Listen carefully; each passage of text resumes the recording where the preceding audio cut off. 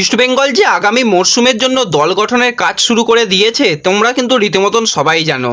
একের পর এক প্লেয়ারের সঙ্গে কথাবার্তা বলা, তাদের ডিল ডান করা, এরকমই কিন্তু একজন চ্যাম্পিয়ন প্লেয়ারকে এবার ইস্টবেঙ্গল সই করিয়ে নিল এবং দুর্দান্ত প্লেয়ার। তো কে সেই প্লেয়ার, কোন পজিশনের প্লেয়ার, কেন তাকে সই করানো হয়েছে, সমস্তই আলোচনা করব। তার আগে একটাই রিকোয়েস্ট, যারা চ্যানেলে প্রথমবার এসেছো অবশ্যই চ্যানেলটাকে সাবস্ক্রাইব করে নিও, তাহলে তোমাদের প্রিয় দলের খেলার সমস্ত আপডেট পেয়ে যাবে।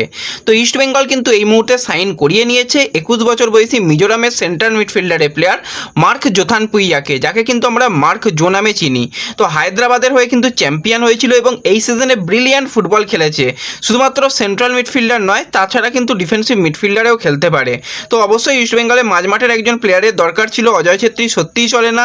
তো সেই জায়গায় মার্ক জোথানপুইয়া একজন ইয়াং প্লেয়ার এবং দুর্দান্ত ট্যালেন্ট, পরবর্তী সময় একে ফিউচার স্টার হিসাবে ধরা হচ্ছে। তো তাকে কিন্তু সাইন করিয়ে নিয়েছে। তোমরা কতটা খুশি কমেন্টে জানিও।